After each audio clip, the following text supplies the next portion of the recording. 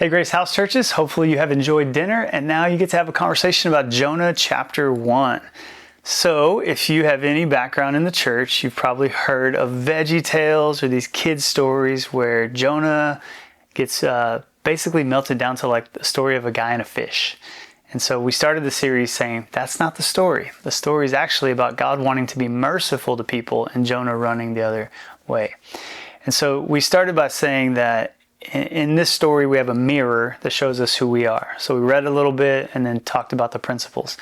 At the beginning of the story, God tells Jonah to go to Nineveh. He instead turns and goes the complete opposite way to Tarshish. And how we applied that is by saying, in the same way, similar to the Great Commission, God has come to every follower of Jesus and given them a command to go. Where you're called to go, what you're called to do, totally unique to your calling. But the question is, are you obeying that, or are you like Jonah running to Tarshish?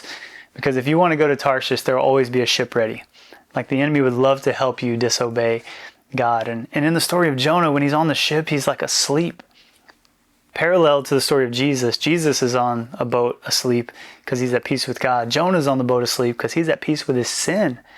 In a fascinating paradox, sometimes your peace doesn't just come from God. Your peace could come from the enemy. Like Satan would love to make you feel peace about disobeying God. And so running from your calling doesn't always feel like you're doing the wrong thing. It often can feel like you're at peace with it, which is a crazy thought. That's like a red alert if you're running from God and you have peace about it. Then Jonah gets on the ship. There's a huge storm. Now all of a sudden other people are involved. And so your sin, like Jonah's sin, it can involve others and get them thrown into the mix as well. And then they tell him like, hey, what happened? What's going on? Jonah's like, it's me. I'm running from God. Throw me overboard. So they throw him overboard and he gets swallowed by the whale. But this is where the story lands. That the storm that Jonah experiences, it's not designed for him to get a breakthrough and to get through it. It's designed to break his self-reliance. In the story, it says they rowed, tried to get out of the storm, but they couldn't. And so how that affects us is like, if you're running from God, you can't row your way out of it.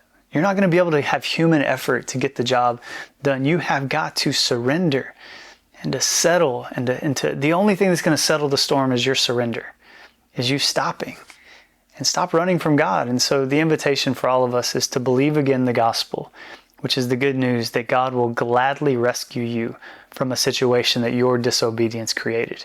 Your disobedience created that, and you're not going to row your way out of it. The only way you're going to get the peace is by surrendering. And so church, here's the invitation. Where are you running from God? Are you willing to stop? Because that's when the peace will come. Not the peace of the enemy, but the peace that only comes from Jesus. So let's be a people who stop running from God, but rather run towards our merciful God.